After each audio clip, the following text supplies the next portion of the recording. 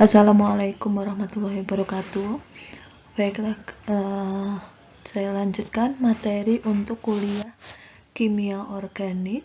Ya, kita masuk ke materi substitusi elektrofilik, substitusi aromatik elektrofilik untuk substitusi kedua dan substitusi ketiga. Kalau pertemuan sebelumnya kita sudah mempelajari substitusi ke-1 dan sekarang substitusi kedua dan substitusi ke.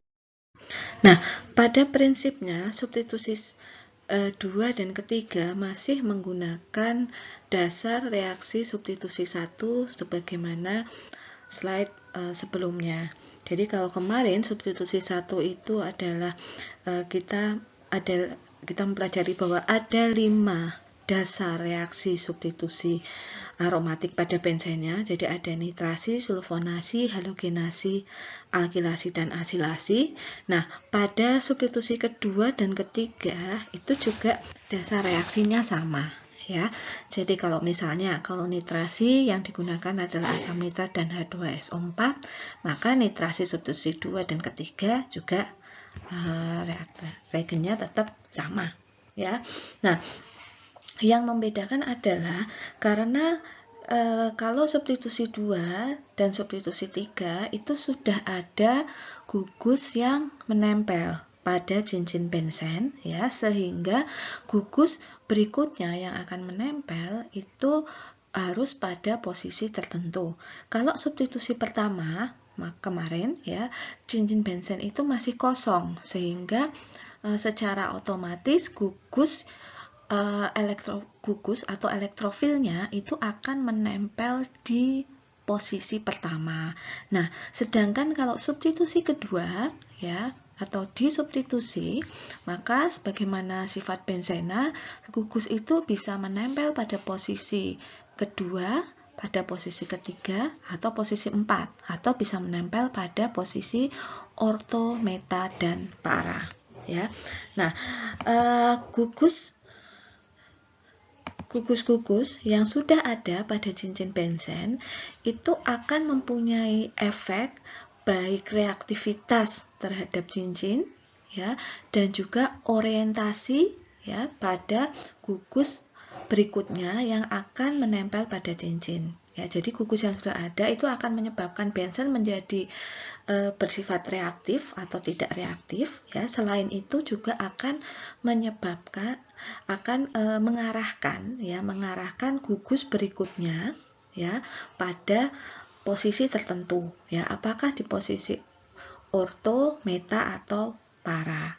Ya, nah, suatu gugus yang sudah menempel pada cincin, ya, akan dapat menyebabkan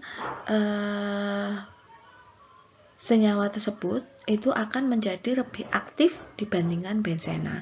Artinya lebih aktif bahwa gugus yang menempel itu akan menyebabkan reaksi yang lebih cepat daripada reaksi benzena tanpa ada gugus. Nah, gugus-gugus yang menyebabkan benzen menjadi lebih reaktif, ya, itu disebut dengan gugus aktivasi atau gugus yang mengaktifkan cincin benzen. Nah, sebaliknya, jika ada suatu gugus yang membuat senyawa yang ada gugusnya itu menyebabkan menjadi kurang reaktif dibandingkan benzen, ya, artinya bahwa reaksinya menjadi lebih lambat, maka disebut dengan gugus deaktivasi. Ya, jadi apabila suatu gugus itu diklasifikasikan berdasarkan reaktivitasnya, maka diklasifikasikan menjadi gugus aktivasi dan gugus deaktivasi. Gugus aktivasi artinya bahwa gugus itu menyebabkan cincin benzen menjadi lebih reaktif. Sedangkan gugus deaktivasi menyebabkan cincin benzen menjadi menjadi kurang reaktif. Ya. Nah, bisa kita lihat di sini, ya. Jadi pada substitusi pertama, ya, itu ada tahap pembentukan arenium. Ya. Jadi di sini pada tahap pembentukan arenium itu ada suatu elektron ya yang nanti akan berperanan dalam pembentukan ion arenium ya. Nah, bagaimana suatu gugus dapat berefek pada reaktivitas ya? Apabila gugus yang telah ada itu sifatnya dia mempunyai banyak elektron ya, kemudian dia adalah istilahnya elektron donor, jadi dia adalah melepas elektron atau elektron donor ya, maka reaksi akan berjalan lebih cepat ya, sehingga gugus-gugus aktivasi itu biasanya adalah gugus-gugus yang dia adalah elektron donor ya, atau dia melepas elektron. Nah, sebaliknya apabila suatu gugus dalam cincin itu mempunyai sifat menarik elektron ya, maka hal ini akan menyebabkan reaksinya menjadi lebih lambat ya. Jadi kalau misalnya di sini gugus Y itu adalah suatu elektron penarik atau dia penarik elektron ya, maka menyebabkan cincin benzen itu menjadi kurang reaktif untuk bereaksi dengan elektrofil ya. Nah, selain gugus itu diklasifikasikan berdasarkan reaktivitasnya, tadi aktivasi dan deaktivasi ya, suatu gugus itu dapat diklasifikasikan berdasarkan apakah gugus itu gugus pengarah ortopara ya, jadi gugus pengarah ortopara atau gugus pengarah meta ya. Gugus pengarah ortopara artinya bahwa apabila ada gugus itu menempel pada cincin benzen, maka reaksi substitusi aromatik berikutnya ya akan terikat atau menempel atau attach pada posisi orto dan posisi para ya. Sebenarnya secara konsep ya, semua posisi baik orto, meta maupun para itu dapat terjadi dalam suatu reaksi substitusi elektrofilik ya. Namun umumnya ada yang disebut dengan produk utama atau major product ya. Jadi kalau misalnya gugusnya itu adalah gugus pengarah ortopara ya, maka akan menghasilkan produk jadi produk utamanya itu ada dua, orto dan para. Apakah ada produk meta di situ? Ada, tetapi hanya dalam jumlah kecil. Jumlah besarnya atau major produknya itu adalah orto dan para ya. Sebaliknya, kalau ada suatu gugus itu adalah gugus pengarah meta ya, maka major produknya adalah apabila ada reaksi substitusi aromatik elektrofilik berikutnya itu akan terikat pada posisi meta ya. Jadi gugus-gugus yang sudah ada pada atau yang sudah menempel pada cincin benzen bisa diklasifikasikan sebagai gugus aktivasi dan deaktivasi ya, berdasarkan sifat reaktivitasnya pada cincin benzen ya, dan juga dapat diklasifikasikan sebagai gugus pengarah orto dan para ya. Ya, kemudian slide berikutnya ini adalah pengaruh efek induksi ya. Jadi gugus-gugus yang ada pengaruh efek induksi. Ya, jadi misalnya di amina ya, anilin ya, ada gugus NH2. Gugus NH2 ini adalah gugus penarik elektron ya. Di sisi lain, gugus CH3 itu adalah gugus elektron donor ya. Namun dalam hal ini baik gugus metil maupun gugus alkil itu adalah diklasifikasikan sebagai gugus aktivasi ya. Kenapa masuk ke gugus aktivasi? Karena untuk gugus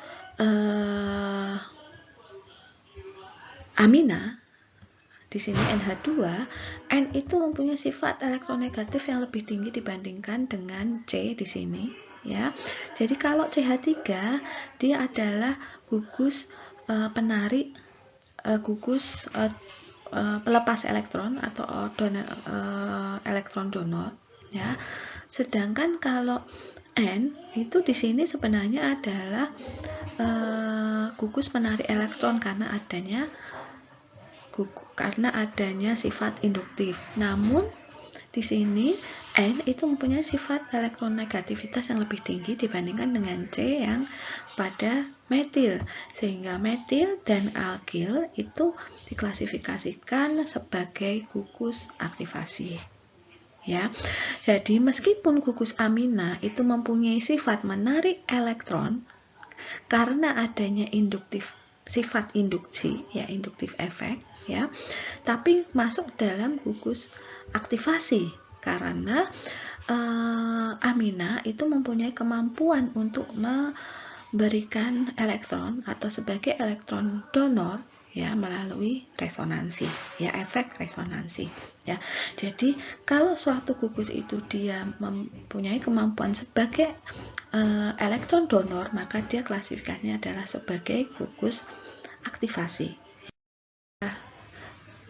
Activating resonance atau resonansi aktivati, jadi bagaimana gugus-gugus itu bisa diklasifikasikan sebagai gugus aktivasi, ya, karena efek resonansi. Sedangkan berikutnya adalah bagaimana suatu gugus dapat dikatakan sebagai deactivating resonansi, ya. Jadi kalau suatu gugus itu mempunyai sifat menarik elektron, ya, karena adanya efek resonansi, ya.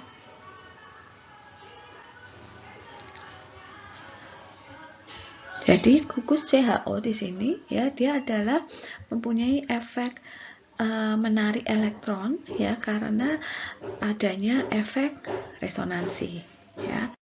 Kemudian ada efek induktif dan resonansi, ya.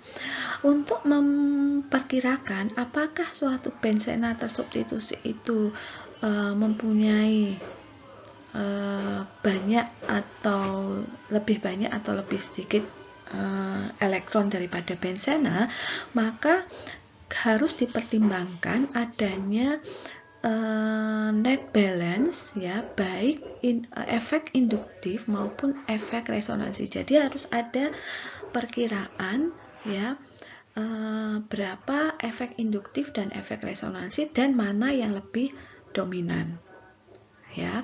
Jadi harus dihitung dulu jumlah efek induktif dan efek resonansinya mana yang akhirnya lebih berpengaruh, ya. Kalau suatu gugus alkil dia akan memberikan elektron itu dengan adanya induktif efek, ya, tetapi dia tidak punya efek resonansi, ya, sehingga gugus alkil otomatis dia bersifat sebagai elektron donor, ya, dia mempunyai net balance-nya itu dia masuk di klasifikasi gugus aktivasi, ya. Jadi semua gugus alkil, ya, dia akan mempunyai sifat lebih reaktif dibandingkan dengan benzena, ya. Jadi kalau suatu gugus, ya, itu mempunyai efek menarik elektron, ya, berdasarkan dari sifat induktifnya, ya, dan kemudian atau dia itu adalah namun dia itu mempunyai pasangan, ya, elektron tidak berpasangan, maka dia akan mempunyai sifat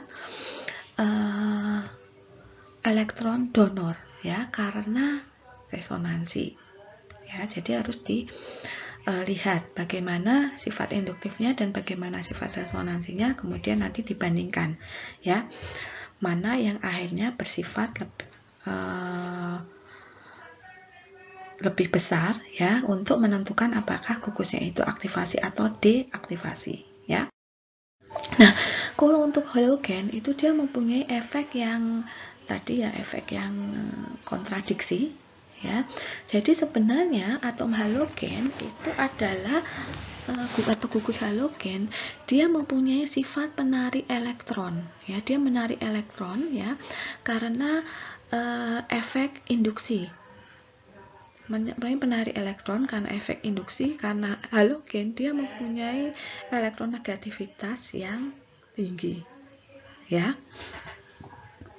Namun halogen itu juga dapat bersifat elektron donor, ya, karena adanya efek resonansi, ya, dari pasangan elektron yang tidak berpasangan. Sehingga nanti kita lihat bahwa halogen, ya, halogen itu sifatnya adalah deaktivasi karena dia ini menarik elektron, jadi masuknya adalah gugus deaktivasi, ya. Namun halogen ini adalah dia masuk ke pengarah ortopara, ya, ke pengarah ortopara, ya, karena dia juga dapat bersifat sebagai elektron donor, ya, karena adanya efek resonansi. Nah, gugus-gugus apa jadi yang nantinya masuk ke klasifikasi gugus aktivasi dan gugus deaktivasi, ya. Kalau penjelasan slide sebelumnya itu adalah mengapa suatu gugus masuk ke gugus aktivasi, ya, mengapa suatu gugus masuk ke gugus deaktivasi. Nah, sekarang di sini adalah ada klasifikasi, ya. Untuk klasifikasi ini, ya, mau nggak mau, suka nggak suka, Anda harus menghafalkan, ya, karena kalau nggak hafal suatu gugus itu masuk gugus apa, ya, maka Anda akan tidak bisa mengerjakan, ya. Jadi ini harus hafal, ya. Jadi misalnya, gugus alkil, ya, kemudian hidroksil, amina, itu adalah gugus aktivasi. Jadi kalau ini cincin benzen di sini, ya, maka di sana dia adalah gugus aktivasi, sedangkan di sisi sebelah kiri adalah gugus deaktivasi. Semua gugus aktivasi itu adalah menghasilkan produk pada arah orto dan para, ya. Nah, untuk gugus deaktivasi, ya, gugus deaktivasi itu akan menghasilkan substitusi pada arah meta, ya, substitusi pada arah meta, ya, kecuali halogen. Ya, ingat, halogen ini kalau klasifikasinya, ya, halogen klasifikasinya dia masuk gugus deaktivasi, tetapi pengarahnya adalah pengarah orto dan para, ya. Mengapa? Karena penjelasan slide sebelumnya, ya, karena dia adalah mempunyai sifat menarik elektron sehingga masuk klasifikasi gugus deaktivasi. Namun dia masuk pengarah orto dan para karena di sini halogen punya elektron yang tidak berpasangan, ya. Nah, ini juga beberapa gugus aktivasi dan deaktivasi. Di sini ada klasifikasi apakah dia aktivasi kuat, aktivasi lemah, ya, deaktivasi apakah strongly deaktivasi kuat atau deaktivasi lemah. Nah, semuanya ini harus dihafalkan, ya. Nggak mungkin kalau reaksi kimia organik nggak mau menghafalkan, ya.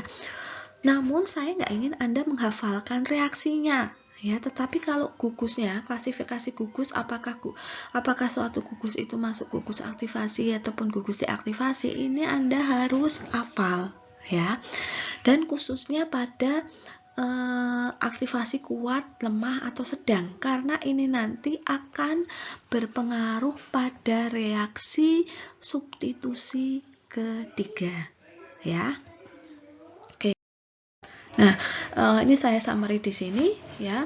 Jadi gugus-gugus yang mempunyai elektron tidak berpasangan, ya, dan pada atom yang terikat pada cincin benzen, ya, misalnya amino, hidroksil, alkoxil, amida, ester, ya, itu adalah suatu gugus aktivasi, ya, dan mengarahkan produk pada arah orto dan para, ya. Kemudian gugus-gugus lainnya ya, misalnya hidroksil amino itu juga diklasifikasikan sebagai gugus aktivasi kuat ya. Karena dia mempunyai elektron yang tidak berpasangan pada atom yang langsung terikat pada cincin benzen ya. Jadi dia punya sifat yang lebih kuat dibandingkan dengan suatu gugus ya, sama-sama dia gugus aktivasi tapi tidak mempunyai elektron berpasangan ya. Kemudian yang perlu diperhatikan di summary yang terakhir, kloro, bromo, dan iodo atau ini halogen itu adalah masuk ke pengarah orto dan para karena halogen mempunyai elektron yang tidak berpasangan ya. Namun mereka diklasifikasikan sebagai gugus deaktivasi ya, karena efek elektronegativitas ya, di mana dia bersifat menjadi elektron penarik ya dari halogen ya. Jadi yang agak berbeda itu hanya halogen ya. Halogen itu klasifikasinya adalah gugus deaktivasi tapi pengarahnya orto dan para ya. Kalau yang lainnya semua gugus aktivasi akan menghasilkan produk pada arah orto dan para ya. Namun halogen dia pengarah orto dan para tapi gugus deaktivasi. Nah, gugus deaktivasi itu menghasilkan substitusi berikutnya pada arah meta. Nah, itu yang harus dipahami ya. Jadi yang harus dihafalkan adalah gugus itu masuk gugus deaktivasi atau aktivasi, kemudian gugus itu pengarah apa? Pengarah orto para atau pengarah meta ya. Oke, nah setelah kita tahu bahwa ada gugus itu bisa diklasifikasikan sebagai aktivasi atau deaktivasi dan pengarahnya mana, orto, para, atau meta ya, maka apabila kita melakukan reaksi substitusi kedua ya, jadi misalnya ada suatu benzena yang sudah ada gugusnya, istilahnya adalah benzena tersubstitusi, kemudian dilakukan reaksi substitusi lagi ya, maka itu disebut dengan substitusi kedua ya, atau substitusi ketiga. Substitusi kedua apabila dalam benzen itu ada satu gugus yang menempel ya. Substitusi ketiga itu kalau sudah ada dua gugus yang menempel kemudian dilakukan reaksi lagi substitusi ya. Nah, bagaimana substitusi gugus kedua? Misalnya, apakah gugusnya itu masuk ke bereaksi pada menempel pada posisi orto dan para atau meta? Itu tadi ya ditentukan oleh jenis gugus substitusi yang telah ada. Ya, jadi jenis gugus substitusi yang telah ada, apakah dia masuknya gugus aktivasi dan deaktivasi? Kemudian apakah masuknya itu pengarah orto para dan pengarah meta? Ya, seperti penjelasan sebelumnya. Nah, contoh misalnya nitrobenzen. Nitrobenzen ini diklasifikasikan sebagai gugus deaktivasi ya. Kalau misalnya reaksi nitrobenzen, ingat reaksi nitrobenzen, nitrasi ya. Nitrasi di sini adalah reaksi dengan HNO3 dan H2SO4 sama seperti kemarin substitusi 1 ya. Jadi nitrasi dengan HNO3 dan H2SO4. Nah, kemudian yang dinitrasi apa? Yang dinitrasi adalah nitrobenzen. Gugus yang sudah menempel apa? Ya, gugus yang sudah menempel itu adalah gugus nitro. Jadi kita lihat gugus nitro yang di sini. Ya, gugus nitro ini klasifikasinya masuk ke gugus apa? Ya, gugus nitro adalah gugus deaktivasi dan menghasilkan substitusi pada arah meta. Artinya bahwa gugus nitrasi kan nanti yang menempel gugus nitro, maka gugus nitro yang berikutnya akan menghasilkan substitusi pada arah meta. Nah, ya, karena tadi nitronya adalah masuk ke gugus deaktivasi dan pengarah meta. Nah, reaksi yang kedua ini adalah nitrasi klorobenzen ya, nitrasi klorobenzen. Nitrasi apa reaktannya? HNO3 dan H2SO4 ya. Kemudian nanti produknya kemana? Apakah OP atau meta? Kita lihat di sini ya, Cl kloro. Kloro itu adalah gugus deaktivasi, tapi dia mengarahkan substitusi berikutnya pada arah orto dan para. Jadi produk nitrasi dari klorobenzen adalah pada posisi orto dan pada posisi para. Ya, jadi produknya adalah ortokloronitrobenzen dan parakloronitrobenzen. Ya, harapan saya Anda sudah jelas ya. Sebenarnya tinggal menghafalkan apakah gugusnya itu aktivasi atau deaktivasi. Semua gugus aktivasi akan menghasilkan substitusi berikutnya pada arah orto dan para. Ya. Kalau gugusnya itu deaktivasi, dia akan menghasilkan substitusi pada arah meta, ya. Kecuali halogen. Halogen itu gugusnya deaktivasi, tapi substitusinya arah orto dan para. Itu yang harus diperhatikan, ya. Jadi mau nggak mau, suka nggak suka, Anda menghafalkan gugus itu, suatu gugus masuk klasifikasi gugus apa? Apakah aktivasi dan deaktivasi? Apakah pengarah orto dan para? Jangan hafalkan reaksinya, ya, tapi konsep gugus dan konsep reaksinya, ya. Oke. Tadi substitusi kedua, ya, harapannya substitusi kedua sudah jelas. Kemudian kita masuk ke substitusi ketiga, ya. Pada substitusi ketiga itu secara umum, ya, ada 4 aturan, ya.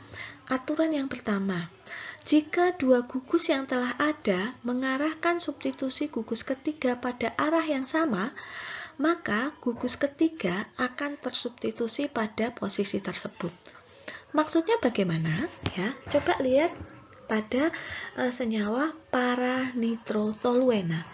Di paranitrotoluena, ya, ini ada gugus metil, ya. Gugus metil ini adalah gugus aktivasi, ya, gugus aktivasi. Aktivasi, ya, dia pengarah orto dan para, ya.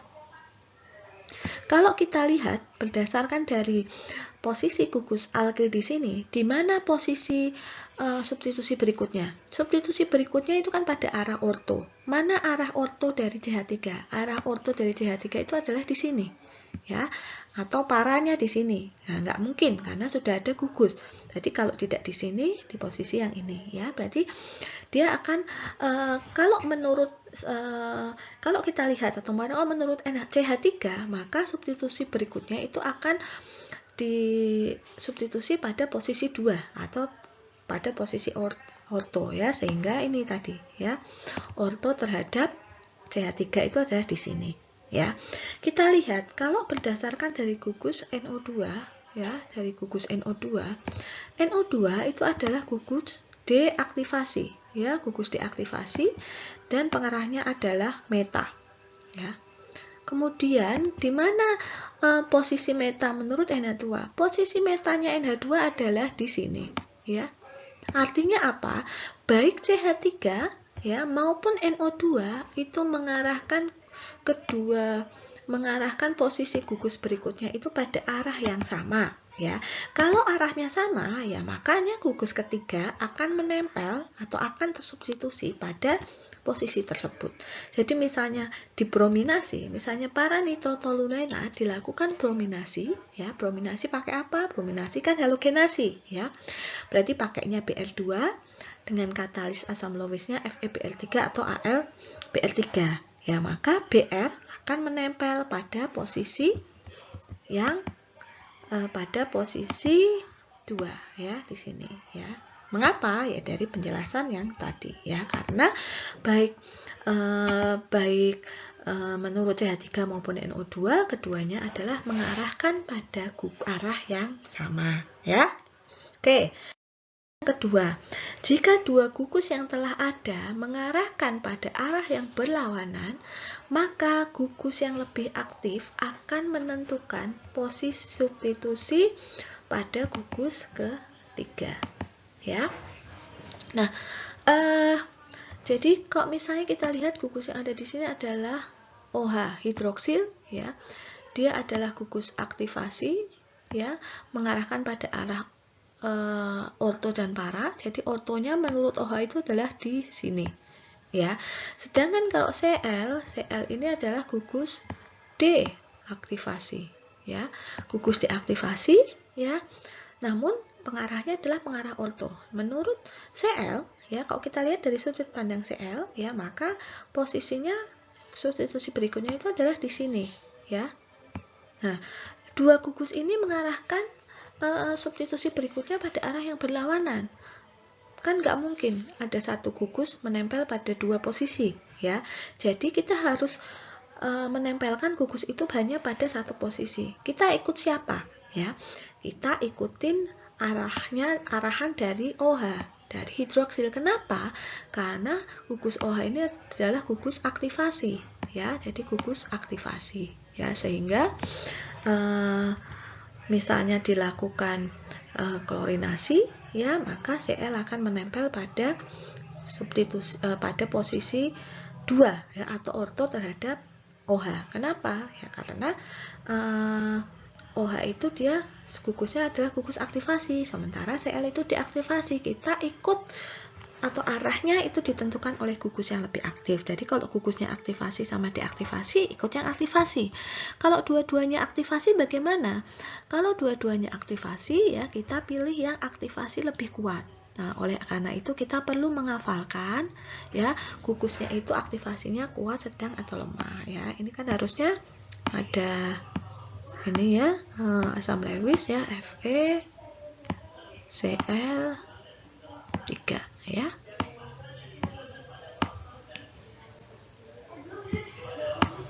Oke. Nah, kalau dua gugusnya itu satu aktivasi, satu deaktivasi, maka ikutnya yang aktivasi. Kalau dua-duanya aktivasi, maka kita harus lihat mana yang lebih aktif, ya. Apakah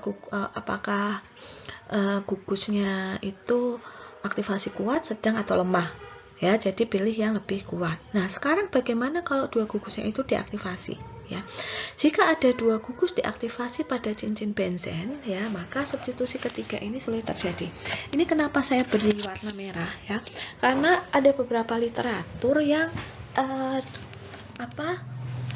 masih memungkinkan terjadinya reaksi apabila ada dua gugus deaktivasi. Namun kalau kita lihat, ya, bahwa kalau ada satu gugus deaktivasi, itu kan menyebabkan cincin menjadi tidak aktif, ya. Apalagi ada dua gugus deaktivasi, ya. Jadi cincin benzen itu kan menjadi jauh tidak aktif. Nah, mungkin bisa terjadi reaksi, tapi reaksinya amat sangat lama, ya. Tapi saya lebih memilih referensi yang mengatakan bahwa jika ada dua gugus deaktivasi pada cincin benzen, substitusi ketiga sulit terjadi, ya. Jadi kalau ada suatu senyawa ada dua gugus deaktivasi kemudian mau disubstitusi, ya maka tidak bisa terjadi, ya. Nah, aturan yang terakhir atau aturan yang keempat, ya, jika dua gugus pada cincin benzen, ya, berada pada posisi antar meta. Maksudnya posisi antar meta di mana, ya? Jadi ini kan metakloroanisol, ya, metakloroanisol. Jadi OCH3 terhadap Cl ini kan masing-masing berposisi meta, ya, posisi meta, ya. Jadi kalau posisi meta ini, ya, kalau posisi meta, ya, kalau posisi meta, maka di sini itu suatu posisi yang lemah, ya, posisi yang lemah artinya bahwa gugus itu susah menempel pada posisi ini, ya, karena posisi anar meta itu adalah posisi yang sangat lemah, ya. Sehingga di mana substitusi berikutnya, ya, kan tinggal kita lihat. OCH3 itu adalah gugus aktivasi, ya kan? Posisi yang mungkin di mana menurut OCH3? Posisi yang mungkin menurut OCH3 adalah di sini, ya. Orto, meta, atau para di sini, ya. Sedangkan menurut Cl, posisi yang mungkin juga di sini. Cl itu akan deaktivasi, tapi dia substitusi arah ortogonal. Jadi kalau nggak di sini. Tapi di sini nggak mungkin, ya. Di sini nggak bisa, ya, karena posisi antar meta itu lemah untuk menempelnya gugus baru. Jadi di mana? Ya di tempat yang lain, ya. Jadi bisa di sini atau di sini, ya. Kedua-duanya ini menunjukkan posisi yang sesuai arahan baik OCH3 maupun yang kloro, ya, tapi tidak di posisi meta, ya. Posisi meta itu adalah posisi yang lemah, ya. Ini harusnya ada FeCl3. Oke. Berikutnya, Anda harus mengerjakan latihan soal, ya, latihan soal substitusi kedua dan ketiga, ya. Oke, soal nomor 1, 2, 3, 4. Kalau Anda nggak mengerjakan, Anda nggak akan bisa nanti menyelesaikan reaksinya gimana, ya. Kalau nggak banyak latihan, nanti nggak akan bisa. Jangan hafalkan reaksinya, ya, jangan hafalkan reaksinya. Coba dikerjakan, ya, dikerjakan dulu sendiri, ya. Nanti akan saya berikan jawabannya, ya, tapi Anda mengerjakan dahulu, ya, mengerjakan. Nah, kalau nggak mengerjakan, nggak akan pernah bisa memahami substitusi kedua dan substitusi ketiga, ya. Mungkin itu untuk pertemuan kali ini, ya. Terima kasih. Wassalamualaikum warahmatullahi wabarakatuh.